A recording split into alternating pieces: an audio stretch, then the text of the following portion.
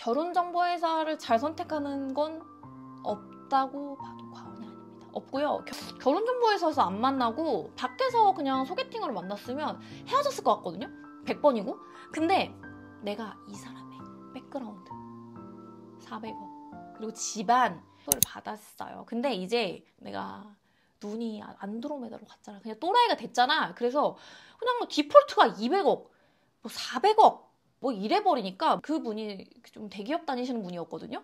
내가 여기서 느낀 점을 말씀을 드리면 결혼 상대자를 내가 고를 때 이 사람이 나와 잘 맞고 어떤지를 볼 때는 그 사람의 스펙 이런 거는 부차적인가라고 말씀을 드리잖아요. 그래서 이 사람의 인성이나 성격이나 나랑 잘 맞는지가 일단은 가장 중요하고 나머지는 그 다음에 맞춰야 되는데 결혼정보회사에서는 그런 것들이 안 보여지니까 셀렉이 안 돼. 좀 옳은 선택을 할 수가 없게 만들더라고요. 이게 좀 구조적으로. 뭐 스펙만큼이나 멋진 외모와 키 그리고 피지컬을 가지신 분이시고 헬스를 좋아하시는 굉장히 건장한 체격의 남성분이십니다. 그리고 피부가 굉장히 희고 고우며 정말 다부진 체격의 남성분이십니다. 막 외모에 대한 칭찬이 겁나 길어. 그러니까 이 사람의 셀링 포인트 외모인 거야. 그래가지고 이제 만나보자 이렇게 된 거야. 예를 들어 우리 남편 만났을 때만 해도 친구한테 소개팅을 우리 남편 받았을 때 직업이랑 그냥 어디 사는지만 받고 그냥 받았거든요. 외모랑. 왜냐면 좋은 사람인 거는 내가 알아보면 되고 나랑 이 니캉네캉 맞는지가 중요하고 그건 부차적인 거니까. 결혼정보회사에서 사람 만날 때는 좀 미쳤어. 그래가지고 만나볼까? 200억 자산가는 아니지만 대기업? 평범한 사람이지만 만나볼까? 요지랄 이래가지고 갔어. 가가지고 이제 동탄에 있는 대형 카페에 갔다? 기대도 0이야. 이상하게 그때는 언니한테 꾼 오프숄더도 입지 않았어. 그냥 티셔츠에 그냥 반바지를 입고 갔던 기억이 나요. 기다리고 있는데 남성분이 이렇게 걸어오시더라고요. 이렇게 들어오는데 이제 외모나 이런 것들은 진짜 전에 있는 분들보다 훨씬 멋있고 호감형이었음에도 불구하고 안 들어오는 거야. 그냥 머릿속에 감자탕집 운영 이것만 머릿속에 기억이 나고 그래 매니저님이 해주셨으니까 매너 있게 하고 오자 이딴 식으로 내가 하게 돼. 그래가지고 이제 막 이렇게 브런치 같은 거 먹으면서 얘기를 했다? 근데 나는 그냥 아무런 기대 없이 얘기를 하다 보니까 남성분께서 나한테 엄청난 호감을 가지셨어. 그래서 막 하하하 깔깔깔 우리 아네스님 너무 재밌으시다 이러면서 막 난리가 난 거야. 그래가지고 막 얘기를 하다가 막 자기의 포부 알죠? 뭐 어쩌고저쩌고 뭐 자기의 취미 괜찮았거든요? 근데 지금 생각을 해보면 그 사람이 그 전에 있는 사람보다 충분히 부자가 아니라서 내 마음 스스로 악마의 그런 속삭임. 이 사람이 평범한 사람이야. 뭘 평범해. 대기업 다니면은 상위 10% 이내로 드는 거지. 그러니까 내가 그냥 똥인지 된장인지 모르고 그냥 미쳤던 것 같아요. 그래가지고 막 그 사람이 내가 진짜 막 코딱지만 파도 막 웃을 상이야. 막 깔깔깔깔 난리가 났어. 그래가지고 막 그 사람이랑 다 이제 다 만나고 데려다 줬어. 근데 이제 차 막 정리 안 돼 있고 내 차를 이렇게 봤는데 똥차였거든요. 근데 막 차도 너무 어쩜 이렇게 정현 씨 같이 귀엽냐면서 막 난리가 났어. 막 사랑에 빠진 거야. 안녕히 가세요. 그래서 갔어. 근데 이제 매니저님한테 계속 연락이 오는 거야. 어땠냐면서. 근데 내가 답장을 안 했어. 이 사람? 이 사람은 밖에서도 만날 수 있는 사람인데 요지랄하면서 내가 막 재더라. 재면서 내가 좀 고민을 했어. 고민을 했는데 왜냐면은 그 회사가 우리 형부 회사인데 소개팅도 안 받았는데 그 형부의 적일 수도 있는 거고 코워커일 수도 있는 거고 어쨌든 그냥 내 기준에는 그렇게 평범하다고 생각을 했던 그런 또라이 같은 그런 생각이 있었어요. 그래서 그분이 이제 몸 달아가지고 이제 그 매니저님이 계속 아네스님 어떻게 된 거냐면서 남성분이 계속 연락을 기다리신다면서 막 했어. 근데 그때 당시에는 이상하게 그분이 나한테 그냥 연락을 바로 오는 게 아니라 만날 건지 아닌지를 먼저 확답을 받고 나서 연락을 하는 시스템인가? 그랬던 것 같아. 그래서 매니저가 나한테 계속 닥달했어. 할 거냐 말 거냐 이거를 나한테 닥달을 했어. 그래야지 나를 더 이상 만남을 지속하지 않고 항구적으로 가져가니까 이거를 남자분이 계속 물어봤었는데 이틀인가 3일 동안 제가 조금 미지근하게 했던 것 같아요. 그러니까 남자분도 솔직히 괜찮으신 분이니까 그냥 다른 사람을 만났던 것 같고 어떤 이 얘기를 듣고 누리꾼 선생님들이 아니 다른 그 남자분 연락해보지 너무 아깝다 이렇게 하시는데 그분도 어쨌든 뭐 못난이가 아니고 그분도 나 연락을 할 수 있었겠지만 굳이 굳이 마음에 안 든다는데 굳이 나한테 연락할 만한 그건 아니었던 것 같아요. 그래서 내가 또 이제 그런 것도 있어. 궁금한 거야. 나에 대해서 뭐라고 썼는지 이제 궁금하다고 해서 내 프로필 그거를 이제 봤는데 나는 이제 평범하니까 나의 성격을 이제 엄청 부풀렸더라고. 그래서 날 거의 막 진짜 무슨 뭐 아기동자야 거의 막 뿌잉뿌잉 난리가 났어. 뭐 정말 엄마로서 최고의 성격을 가지고 있는 정말 애교쟁이 핑크퐁 같은 여성분이십니다. 이런 식으로 성격을 거의 세 줄이야. 애교가 많다고 내가 뭐 남자분들한테 애교를 부린 건 아닌데 뭐 내가 뭐 성격이 웃기고 까까까 하니까 애교가 많다고 남자분들이 했나 보죠. 그래서 그게 반영이 돼가지고 애교가 많고 웃음이 많고 긍정적이고 굉장히 생활력이 강하고 뭐 이런 여성분이십니다. 이렇게 됐더라고. 그래서 내세울 게 없으니까 외모가 그런 강점인 분들은 외모 정말 건장하고 서구형 미남이십니다. 이렇게 하시는 분도 있고 나 같은 경우는 그렇게 원래 결정석 예쁘신 분들도 많아요. 뭐 아나운서 분도 있고 등등등등 예쁘신 분들이 많기 때문에 나는 평범하단 말이지. 그래서 그냥 나는 성격 미녀.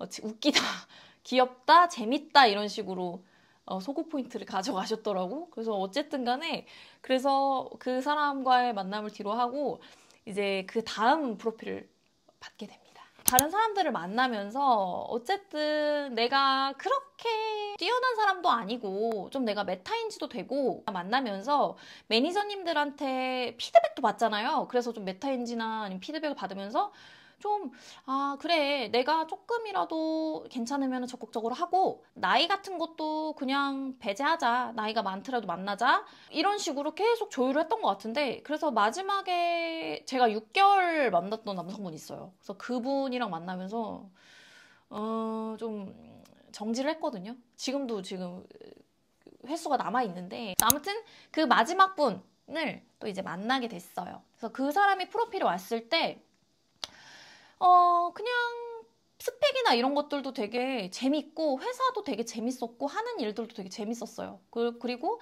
집안이 일단 되게 부자였어요. 집안이 부자고 아버지가 어디에 대기업에 임원이셨는데 동네에도 지금 저희 옆 동네 사시거든요. 그래서 아무튼 간에 좀 집이 부자였는데 내가 그 사람한테 관심이 갔던 거는 직무가 되게 재밌는 직무를 하셔가지고 얘기를 해보고 싶다 이런 생각이 들었어. 근데 다만 나이가 좀 있으신 거예요. 나이가 나보다 7살인가 8살이 많았어. 근데 제가 그때 당시에 또래 뭐 많아봤자 4살, 5살 정도만 해달라고 했었나? 이런 식으로 나이 제한을 걸었었는데 그때 매니저님이 저한테 이 사람 동안이다. 동안이니까 제발 만나봐라. 이런 식으로 되게 추천을 했어요.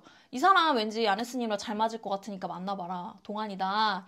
그 나이로 안 보인다. 이렇게 해가지고 그때 7살 차이 났는데 그 사람을 만났던 거 사진이나 이런 거를 안 봤어요. 그리고 나는 어차피 그리고 남자들 사진 못 찍잖아. 그래서 그냥 안 보고 만나는 게 낫더라고요. 그래서 이제 그 사람을 사진 안 보고 삼성동에서 만났어. 그래서 버스를 타고 이제 만났어. 딱 내렸다? 그래서 만났는데 이 사람이 되게 아무튼 되게 조심스럽다. 말하는 게 되게 조심스러워. 내가 특정 대값에 내가 외모나 이런 거를 얘기를 하지는 않을게요. 내가 외모를 얘기는 하지 않을게. 근데 막 얘기를 하는데 플러팅도 되게 잘하고 말씀하시는 게 웃긴 거야. 엄청 웃겨. 그래가지고 이 사람이 내 나이도 있고 외모나 이런 것도 내 스타일도 아니었고 그냥 이런데 설현 닮았다고 그러고 난리가 났어. 그래가지고 이 사람 말하는 거 너무 좀 웃기다. 그리고 직무나 이런 것도 재밌으니까 같이 이야기해보면 친구처럼 니캉네캉 재밌겠는데? 이렇게 생각이 들어서 그때 너무 그 첫 만남이 재밌었던 거예요. 그래가지고 그 첫 만남 때 재밌어서 2번째, 3번째, 4번째를 만났어. 만났는데 근데 여기서 문제가 생깁니다. 문제가 생겨요. 그분도 그렇고 나도 어때요? 어떤 소기의 목적이 있는 거야. 결혼을 하겠다라는 둘의 목적이 있었어. 그분도 이제 중년을 향해 달려가고 있는 사람이었고 나 또한 이제 30대 중반을 향해 달려가고 있기 때문에 어때? 결혼을 해야 돼. 그래서 우리의 야수의 발톱을 숨긴 거예요. 우리 둘 다 어때? 성격이 한성깔 했는데 숨긴 거야. 나도 테토녀잖아. ESTP가 테토 1위라면서요. 그래서 나도 테토고 걔도 ENTJ였어. ENTJ가 걔도 ENTJ도 엄청 테토야. 근데 퇴토끼리 만났는데 서로 초반에는 뭐 니캉네캉 까르르 하면서 재밌게 만났던 거야. 근데 ENTJ랑 ESTP가 좋은 건 뭐냐면요. 진짜 에너지는 잘 맞아. 서로 뭔가를 도모를 할 때 에너지, 추진력 이런 거는 잘 맞는데 서로 문제 해결은 잘하는데 뭐랄까 너무 서로 직설적이고 감정 공감 능력이랄지 좀 그런 것들이 많이 떨어져. 그래서 싸우는 거 이런 것들도 많이 잦았고 이런 것들에서 안 맞네. 왜냐면 사람이 좀 상보적으로, 사고보완적으로 그 남자는 약간 남이꼬상처럼 옆에서 잘 보완해주고 약간 진짜 오빠 그러냐면서 깔깔깔 이런 여자랑 더 잘 맞을 상이야 내가 봤을 때. 그 사람이 내 남동생이면 그런 여자를 소개시켜줄 것 같은 거야. 그리고 나는 조금 우리 지금 남편 같은 사람. 하하 이래도 흥 저래도 흥 감정기 먹었고 하하 그래 여보 하고 싶은 거 해. 약간 이런 사람이 저한테 잘 맞거든요. 이게 그냥 국룰이야. ESTP는 ISFP나 ISFJ 같은 사람이 맞는데 이게 서로 너무 극과 극이 만나니까 너무 안 맞는 거예요. 그래서 진짜 옛날 같으면 내가 결혼정보회사에서 안 만나고 밖에서 그냥 소개팅으로 만났으면 헤어졌을 것 같거든요. 100번이고. 근데 내가 이 사람의 백그라운드 400억 그리고 집안 그리고 이 사람이 나한테 뭐라고 해? 사모님 시켜줄게. 이렇게 얘기를 하니까 아네스 내가 사모님 시켜줄게. 이렇게 얘기를 하니까 나는 그게 탐났던 거야. 그래서 6개월을 만났는데 6개월을 만나는 동안 진짜 거짓말이 아니라 너무 힘들었어요. 진짜 너무 힘들어서 내가 걔랑 데이트를 하고 집에 들어가면 그때 가족들이랑 같이 살고 있었는데 거실에서 그냥 대자로 들어 누웠어요. 이렇게 대자로. 으악! 하면서 들어 누웠어요. 그러면 가족들이 왜 그래? 정연아 왜 그래? 이러면 이래야 돼. 어떡하지? 어떡하지를 계속 한 거야. 얘랑 만나야 돼 말아야 돼를 6개월 동안 고민한 거야. 근데 이게 맞냐 이거예요. 아니라는 시그널이 굉장히 많았는데도 나는 그걸 무시하고 결혼을 하고 싶어서 돈 많은 남자한테 시집 가려고 내가 그걸 싹그리 무시한 거야. 그래서 헤어지게 된 계기가 그거예요. 그 ESTP 저 같은 성격이 뭐냐면 친구랑 손절설도 제가 많이 풀었는데 저는 통제를 하면 안 되고 그냥 저 자체로 그냥 존중해주고 그랬어? 그래라 약간 이렇게 저 자체로 존중해주고 그러면 아무 문제가 없어요. 안 싸워요. 그냥 둥글둥글한 성격인데 근데 나를 통제하거나 아니면 내 생각을 아니야 틀렸어 라고 한다거나 존중하지 않으면 그때 개박살 나거든요. 그런 것들이 계속 있는 거야. 정현이 너 틀렸어. 너 아니야 그거. 그거 틀린 거야 하지마. 이런 식으로 네가 그거는 틀린 거라는 말을 계속 하니까 어느 순간부터 너무 그게 건드려지고 너무 힘든 거야. 그래서 어느 날 이제 인플루엔자니까 협찬을 많이 받을 거 아니에요. 그래서 제가 그때도 성수동에서 무슨 오마카세인가? 무슨 협찬을 받아서 걔를 먹였어. 근데 걔가 엄청 불만을 표하는 거야. 맛없다면서, 별로라면서, 여기는 뭐가 별로고, 여기는 뭐, 기름이 뭐 어쩌고저쩌고 뭐 하면서 갑자기 황금 올리브 치킨이 먹고 싶대 막 이지랄 하는 거예요. 그래가지고. 거기서 나는 마음이 조금 식었어. 거의 이제 이게 점점 식어가는데 거의 이만큼 남은 게 그 황금 올리브에서 이만큼 이렇게 간당간당했다? 나는 이제 누구를 만나면 웬만하면 내가 지랄을 할지언정 그 사람이 좋다고 하는 거 맞춰주는 편이라 그때 내가 뭔가 그래 황금 올리브유 먹자 이래가지고 그 밥을 먹고서 걔가 잘 먹는 애였거든요. BH 석촌 호수요점에 갔어. 그래서 그 택시 타고 갔다. 치킨을 시킨 거야. 그래가지고 이제 그 프라이드를 아직도 거기 가면 걔가 생각이 나더라고. 그래서 그걸 뜯었는데 헤어지게 된 계기가 그거예요. 그 먹고 사는 거 지금 내가 이 직무를 할지 말지에 대한 고민을 되게 하고 있었어요. 근데 걔가 저한테 그런 얘기를 하는 거야. 정현이 네가 지금 이런 고민을 하는 거는 네가 28살, 27살 때 고민을 하지 않아서야. 나는 그때 당시에 엄청난 고민을 하고 고민을 했기 때문에 지금 내가 좋아하는 직무로 일을 하고 수 있는 거야. 그래서 너는 지금 그런 고민을 안 했기 때문에 지금 이렇게 고민하는 거고 지금 늦었는데 어쨌든 늦었지만 지금이라도 고민을 해야 돼. 이러고 오빠가 뭘 알아? 이렇게 된 거야. 오빠가 뭘 알아? 나 거기 발작 버튼 눌린 거야. 아니 오빠가 나에 대해서 뭘 알아? 오빠가 내 삶을 들여다봤어?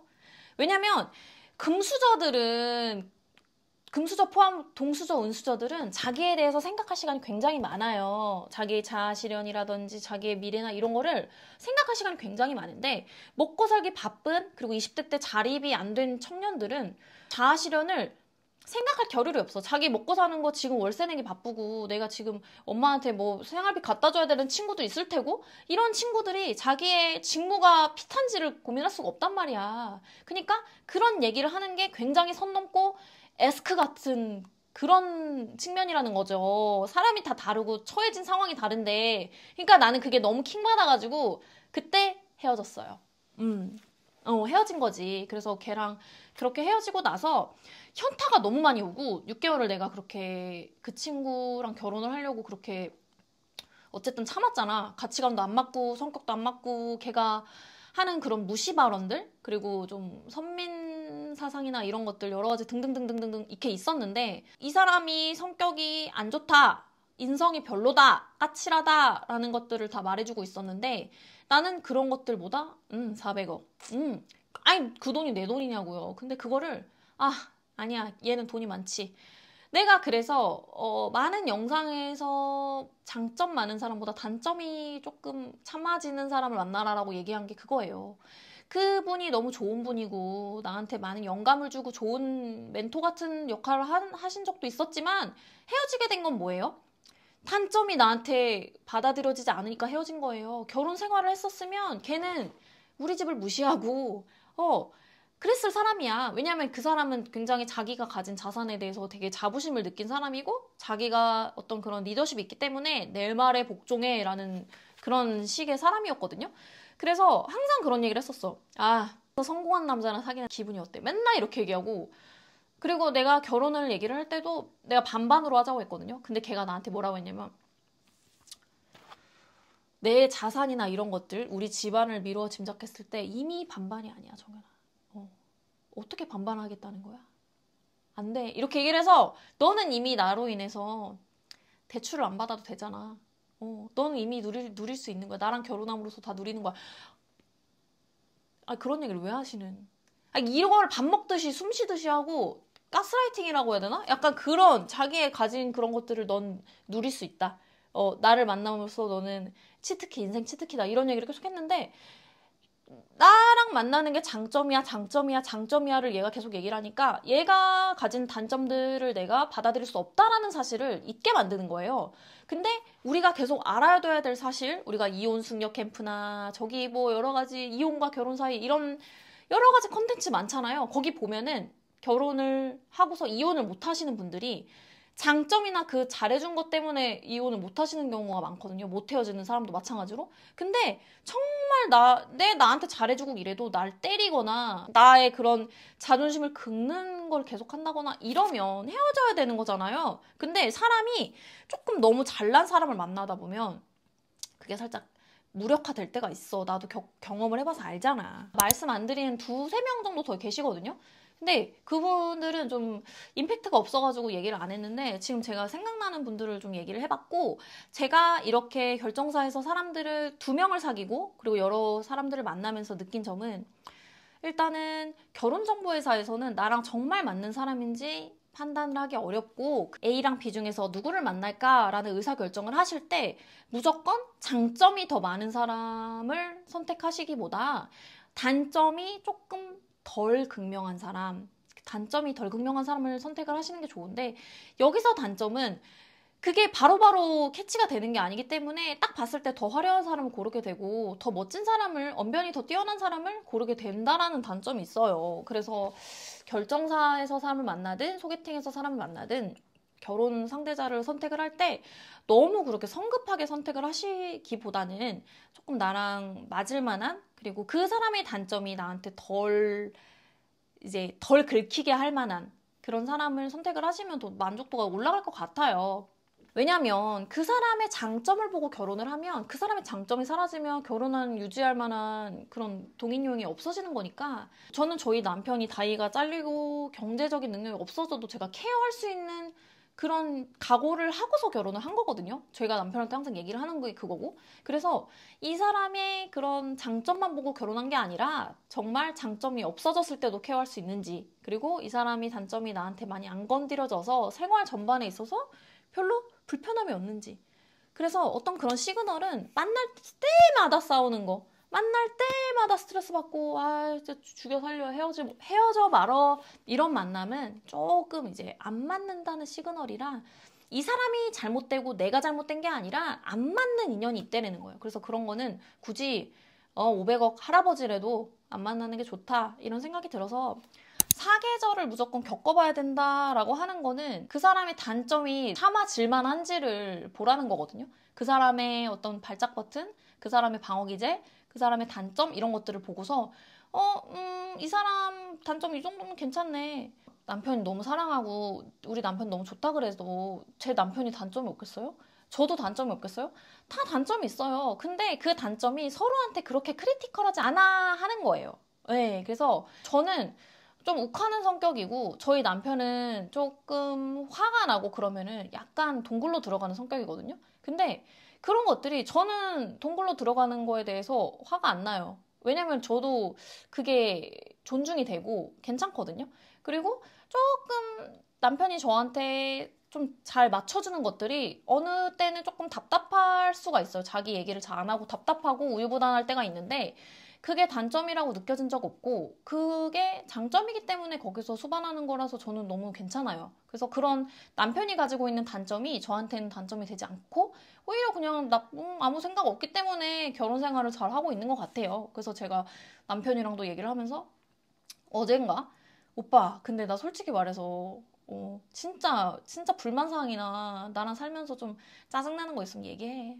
이거 좀 고쳐줬으면 하는 거 있잖아. 얘기해봐 했는데 없대는 거예요. 하나도 없대요. 그래서 저라고 왜 없겠어요. 그러니까 저도 머리카락에 너무 집착해가지고 막 진짜 이렇게 유난 떨고 막 이런 거 있거든요. 근데 그런 것들이 남편은 되게 그런 것들을 보면서 하면 좋잖아 하고서 되게 잘 따라와주는 면도 있고, 그리고 제가 엄청 피라가지고 엄청 즉흥적이에요. 그래서 즉흥적인 거 싫어하면은 근데 왜 이렇게 너는 데이트 코스를 안 짜? 이렇게 얘기하는 사람도 있었거든요. 근데 저희 남편도 피야. 그러니까 둘 다 피 둥둥둥 떠다녀. 그러니까 저의 단점, 그런 즉흥적인 거를 남편은 안 싫어하는 거야. 그냥 둘 다 둥둥 떠다녀. 그래서 아침에 오빠 우리 오늘 뭐 먹을까? 오늘 뭐 땡겨? 이러면서 급하게 짜고, 그게 더 우리의 만족도가 높아지는 거예요.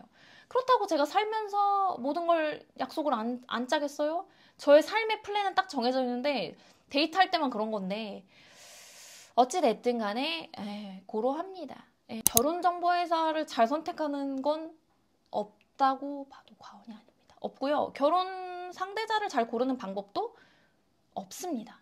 단점이 어떤지, 단점이 내가 참아줄 만한지를 보는 게 관건이기 때문에 결정사에서도 빠른 시일 내에 그 사람의 세한 포인트, 그리고 그 사람이 어떤 단점을 갖고 있고 내가 좋아할 만한, 그리고 내가 괜찮게 생각할 만한 사람인지, 이런 것들을 좀 동물적인 감각으로 셀렉을 하는 게 더 중요한 것 같습니다. 네, 그래서 여러분들도 결정사 가시기 전에 이거 한번 영상 보시고, 이거를 뭐 운전하실 때 틀어놓는다는 분도 계시더라고요. 그래서 그냥 편하게, 이게 뭐 저만의 그냥 특별한 경험이고 이게 모든 걸 대변할 수 없어요. 일반화할 수는 없는 건데, 이제 사람을 만나면서, 남성분들을 만나면서 느낀 점을 그냥 공유를 해보는 거니까, 그 결혼정보회사 오답노트 여기서 마치도록 하겠고요.